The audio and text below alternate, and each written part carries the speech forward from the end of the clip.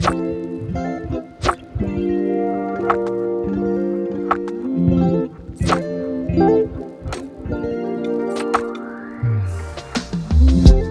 up, you guys? Welcome back to my channel. This video has easily been my most requested video to date, and so I'm really excited to finally share with you my weekly workout split. Now, the reason I haven't shared more about this sooner is simply because I don't really have a consistent workout schedule. Similar to how I eat, I try to train intuitively, and because of that, every week looks a little bit different. I will chat more about how this affects my training schedule later on in the video, but for now, let's get into day one. Unlike most people, my week of workouts actually starts on a Tuesday. I teach 2 spin classes on Tuesdays, and because of this, I like to take Monday as my rest day so that I can better prepare myself for the very busy week ahead. My first class starts at 6 a.m., which calls for a 4:30 a.m. wake up. If you'd like to see an updated 4 a.m. morning routine, make sure to check out the most recent video on my channel. Since I can't film in class, a lot of the footage from the first half of this video is just going to be me making my pre-workout snack and cocktail, but I promise I do walk you through all of my gym workouts later on in the week, so if that's what you're here for, make sure that you keep watching.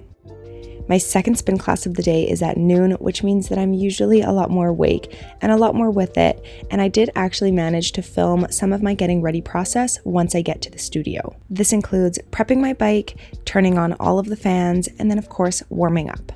I also always give myself a couple of minutes to practice any new or existing choreo. I have a lot of the same riders attend my classes, and so I really try to keep things interesting, but this usually means a lot of new playlists and a lot of new choreo and a lot of preparation. If you've been watching my videos for a while, you will know that while I was doing my spin certification, I was actually working reception at the same studio. This training came in very handy because on Tuesdays, during my lunch ride, I do check in my own class. The last thing I did on Tuesday was go to yoga. I've been dealing with some aches and pains, and I think a lot of that is due to the fact that I kind of neglect recovery, and so to get all of that under wraps, I've been really prioritizing yoga and stretching. Yin yoga is my favorite because it's a slower paced practice and it really encourages deep stretching. On Wednesdays, I teach spin in the evenings, and I usually won't do anything besides that. Like I mentioned earlier, I do try to train intuitively, and with 2 spin classes the day before, I usually just like to take the day to rest. My window for recovery between Wednesdays and Thursdays class is pretty slim, so I will take anything that I can get. With my BCAAs and pre-workout locked and loaded, we are ready to close out day 2. On Thursdays, I once again start my morning at 4:30 a.m. to prep for my last class of the week. This particular morning, I was running a little bit late, and so I didn't get the chance to film my usual prep for class. Instead, let me run you through what I did after class. Like I've mentioned, I'm really trying to prioritize rest and recovery, and each week, this looks a little bit different. I do really love going to classes, but on some days, the time commitment and the commute just isn't the most convenient. When this is the case, I try to take 10 to 15 minutes to do some recovery work by myself at home. I personally prefer guided stretching, and my favorite resource for this is the Stretch It app. Unfortunately, it is a subscription-based app, and so I do pay for it every single month, but for somebody that is as new to yoga and stretching as I am, it is so worth it. What I love most about this app is that there are a ton of different 30-day challenges, and with my competitive nature, this definitely helps keep me accountable. Now, this video is not sponsored by Stretch It, and I do not work with them. I just genuinely love the app and wanted to share it with you. Later that day, it was finally time to get myself ready for my first gym session of the week. Since my legs are pretty spent after 4 spin classes in 3 days, my first gym session of the week is usually an upper body session with a focus on back and biceps. In each of my spin classes, I do have a weight track, and the focus of this track is usually our shoulders, which is why I like to have my push day later on in the week. We all know that hot girls do not skip their warm-up, so here is a hot girl not skipping her warm-up. To be honest, my back workout could be a lot more complex, but I have been dealing with some rotator cuff issues, so that's kind of my primary focus when I'm warming up. I always start my workouts with the most difficult lift because I have the most amount of energy, and on back day, this is pull-ups. One of my fitness goals is to be able to do bodyweight reps, but for now, I like to do 4 sets of banded pull-ups until failure. Before I talk about this next exercise, we need to talk about the luteal phase, because in this clip and this workout in general, the luteal phase is wreaking absolute havoc on my body, and I wanted to point it out to normalize the physical transformation that us women experience while on our cycle. During this phase, our gut function can slow down and our water retention often increases, which physically can be a little bit demotivating and also daunting. If you take anything away from this video, please let it be the importance of just being a little kinder to yourself. Well, with all of that being said, let's finally get back to our workout. To finish off this pull day, we're going to target our biceps with some of my recent favorites. Cable curls provide greater tension throughout the entire movement, which make them really effective for isolating that bicep. Another favorite bicep burner is a hammer curl with an iso hold. Here we have one dumbbell in a 90-degree hold while we complete a full rep with the other. And just like that, our pull day is done and dusted. Friday is my favorite day of the week because I get to sleep in and finally work out my legs. I know a lot of people like to have a lower body focused workout on the first day of their split, but because of my spin schedule, things just look a little bit differently. I like to have at least one lower body session a week. Sometimes I make it in for more, and sometimes I don't make it in at all. Again, my workout split is so heavily decided by how I'm feeling that every week looks a little bit different. Now, the reason that I place such an importance on exercising intuitively is because I've experienced the detriments of overtraining. The reality is that rest and recuperation are every bit as important as exercise itself. So on those days where your body is pleading for a change of pace, rest, or just a different type of movement, just listen. Back to our workout. Once again, hot girls don't skip warm-up. So here are some of my favorite dynamic stretches that I do every leg day. On a glute-focused leg day like today, I always start with hip thrusts. My working sets usually consist of a combination of hip thrusts and calves glute bridges. In this workout, I also added an isometric hold because I was doing Lexi Learmon's deadly glute combo. In this superset, we take 5 hip thrusts into 5 calves glute bridges into a 5-second hold. Honestly, if there's one superset that will leave you and your glutes in shambles, it's that one. Next up, we have one of my favorite dump truck building essentials, the deficit reverse lunge. I do like to incorporate lunges with dumbbells every other leg day just to help challenge my balance and coordination, but particularly on glute-focused leg days, I run to the Smith machine just because the added stability helps me load more weight and also helps me focus on my form to properly engage my glutes. Another favorite booty building exercise of mine is the Romanian deadlift. To effectively target our glutes, we want to brace our core, slightly tuck our chin, hinge at the hips, and then begin bending our knees to lower our dumbbells. Make sure to keep your dumbbells as close to your legs as possible.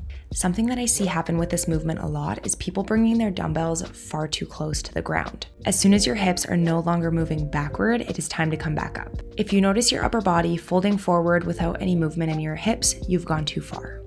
Next, we take it into one of my favorite isolation exercises, the glute med kickback. If you aren't doing these yet, this is your sign to start because this is what's going to help you build that top shelf. There are a ton of different ways that you can perform this movement, but personally, I like to have the cable at about hip height to extend my active range of motion and therefore time under tension. On days where I'm feeling extra spicy, I like to finish off with some abductors. I'm surprised I still do this exercise because honestly, this machine sends me for a loop every single time. Now, as you can see, when I use this machine, I lean way the heck over. This is because by performing this exercise with hip flexion, you'll place a greater emphasis on your glutes. If you rep this out, keeping constant tension, I promise you'll be walking funny for days. Usually, besides the classes that I teach, I don't do any other spin during the week. However, one of my favorite instructors was subbing a rhythm ride and I knew I couldn't miss it. Again, I try my best to listen to what my body and my mind need, and that morning it was spin with Kelsey. Also, when I filmed this video, it was that time of the month, and generally during this week, I tend to become a little bit ragey with a ton of excess energy, and so this class is exactly what my body was craving. Much later that day, I got myself ready for another gym session. Truly, my favorite thing to do on a Saturday evening is go to the gym because it's so quiet. There's nothing worse than going to the gym during peak hours when all of the benches and machines are taken and the free weight section is overflowing with gym bros. Absolutely not my vibe. Now, like I've already mentioned, as hot girls, don't skip our warm-up, and the reason for this is because a good warm-up will help us activate the right muscles and mobilize the correct joints so that we can have the best workout possible. Before going into my heavier chest-focused lifts, I like to continue warming up and working through my shoulders with this superset. Here, we start with 10 upright rows and take it straight into 10 overhead presses. Since it's my first exercise of the workout, I like to start light and then work my weight up to a point where my last rep looks like this. Next up, as promised, we are going to get into some chest-focused exercises, starting with the flat bench chest press. Usually, I train for strength, but I'm still too shy to ask for a spot, and so with these, I just pick a weight I'm comfortable with, and then we'll complete a higher amount of reps so that I'm challenging my muscular endurance instead. This footage is truly humbling. I mean, this angle, not it. And then right here, my eye just completely failed me. In case you're wondering what training to failure looks like, that's it. Now to combat that nauseating shoulder press, we are doing one of my favorite exercises to ever exist, the lateral raise. This takes us into our last exercise of the day, the tricep pushdown. I've been a sucker for drop sets lately, which is where you take one weight to failure, drop the weight, and then immediately take it to failure once again. I totally forgot about this little burnout, but to truly finish off my push days, I've been loving these assisted push-ups. Similar to the day before, on Sunday, I woke up with a little bit too much energy and I was craving a sweaty spin class. Now, I know you've seen me make my pre-workout cocktail and pre-workout snack far too many times, but if you'd like to actually learn about my pre-workout process in depth, make sure to go check out the last video on my channel. In that video, I chat about what supplements I take, why I eat, what I eat before I go to the gym, and then also what is in my gym bag. There is a method to my madness, I promise, so if that's something that interests you, make sure you go check out that video. Something that I also chat about in that video is footwear and what shoes I like to wear when. I pretty much always wear my Converse on leg days just because the flat sole helps with stability and it minimizes any sort of change in mechanics that you would otherwise experience when wearing a cushioned shoe. Also, in any exercise where I'm trying to target my glutes, I find it much easier to do so with flat shoes just because I can push through my heel so much more easily. On a full lower body day, I usually like to start my workout with sumo squats. This exercise targets pretty much every muscle in your lower body, and so it's the perfect movement to start with.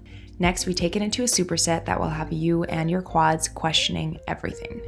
After completing 8 heel elevated goblet squats, you're gonna drop the weight and then continue with a goblet squat front lunge variation. Your goal is to complete 8 forward lunges on each leg before passing out.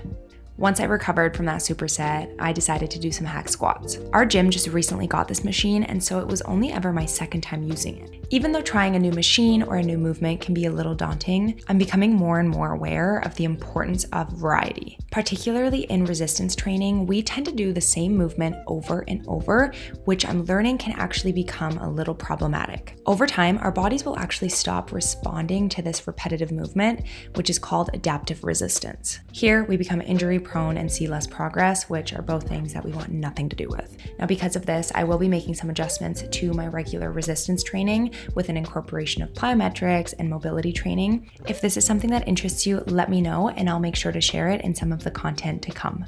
But with all of that being said, we have made it to the end of my week of workouts. I really hope you enjoyed this video and I can't wait to chat with you in the next one.